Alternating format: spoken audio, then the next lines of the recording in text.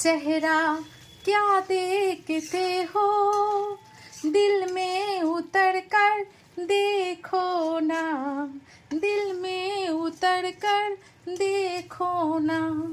তুমি যদি একটা জিনিস নিজের মন থেকে বানাতে চাও না, আর সেটাই যদি সাকসেস হও, দারুণ লাগে।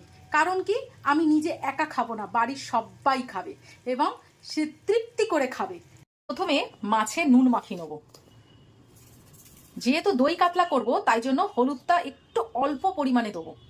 যেহেতু বাঙালি তো একটু হলুদ ছাড়া না মাছটা মাখাতে ভালো লাগে না, তাই জন্য অল্প পরিমাণে হলুদ দিয়েছি। এবার সুন্দর করে মাছটা মাখিয়ে প্রায় 10 মিনিট মতো এরকমভাবে রেখে দেবো। কাতলাটাই নেবে, কাতলাটা নিলেই বেশ ভালো লাগে। রুই মাছে খুব একটা ভালো লাগে না, কাতলার পেটিগুলো হলে এই দই কাতলা বেশ ভালো লাগে। 10 মিনিট আমার ম্যারিনেট করা হয়ে গেছে।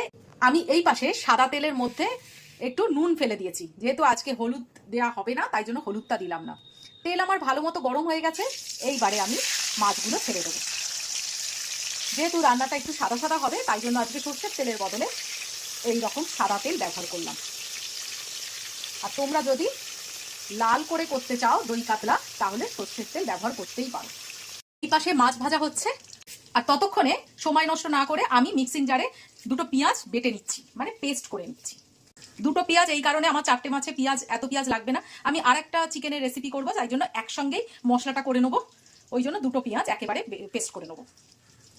মাছ আমার খুব সুন্দর করে ভাজা হয়ে গেছে, এইবারে মাছগুলোকে তুলে রাখবো তেল থেকে। এই তেলের মধ্যেই আমি একটু ফোড়ন দিয়ে দেবো, গোটা জিরে, গোটা গরম মশলা আর শুকনো লঙ্কা। ফোড়ন থেকে একটা সুন্দর গন্ধ বেরিয়েছে, এইবারে পেঁয়াজ বাটাটা দিয়ে দেবো।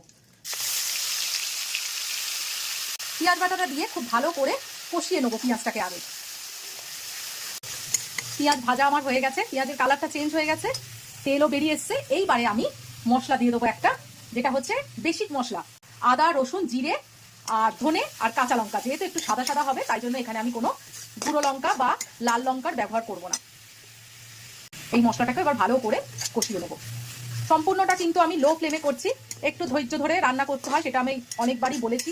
রান্না ভালো করতে গেলে ওই হাই ফ্লেমে, মানে খুব তাড়াতাড়ি করে রান্না করে ছেড়ে রান্নাঘর থেকে বেরিয়ে আসবো ওরম বললে হয় না। ভালো জিনিস একটু ভালো করে করতে হবে। মশলাটা খুব সুন্দর করে কষানো হয়ে গেছে, তেল ছেড়ে দিয়েছে আর কাঁচা গন্ধটাও চলে গেছে। এইবারে আমি একটু দই আর কাজু পেস্ট দিয়ে দেবো। ও, এর সঙ্গে চারমগজও আছে, একটু চারমগজ না থাকলে স্কিপ করতেই পারো, কোনো অসুবিধা নেই।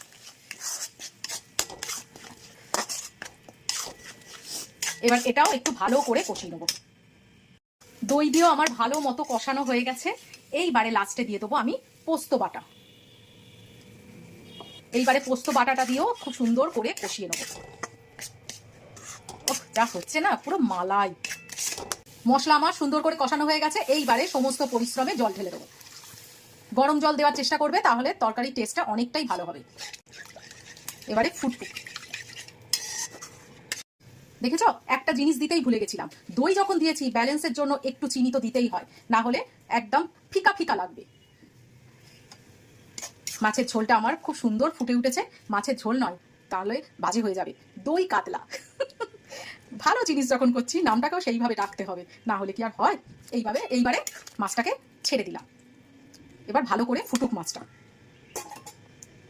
এবার বুঝতে পেরেছো কেন আমি রিফাইন তেলে মাছটা ভেজেছিলাম, এইরকম সাদা সাদা একটা টেক্সচার আনার জন্য। এবারে দিয়ে দেবো ফ্রেশ ক্রিম।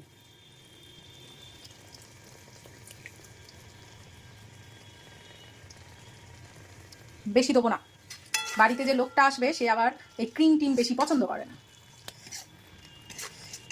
ব্যাস, উফ কি লাগছে। লাস্টে দিয়ে দেবো কাসুরি মেথি, রোস্টেড কাসুরি মেথি। ওহো, তো কেমন লাগলো অবশ্যই বলো। আমার তো দারুণ লেগেছে, বিশ্বাস করো, টেস্ট করেও দেখেছি, দারুণ হয়েছে। এই একটা পদ দিয়েই আমার মনে হয় একদম পুরো ফাঁকা হয়ে যাবে ভাতের থালা। এই আমার বরটা না রান্না শিখে গেছে, বলছে তুমি ভিডিও করতে করতে একটা জিনিস ভুলেই গেছো, লাস্টে তো ঘি দিলে না, দেখো কিছু শেখাতে পেরেছি আমি। হ্যাঁ অবশ্যই, ঘিটা কিন্তু দিতেই হবে, ঘিটা না দিলে ভালো লাগবে না।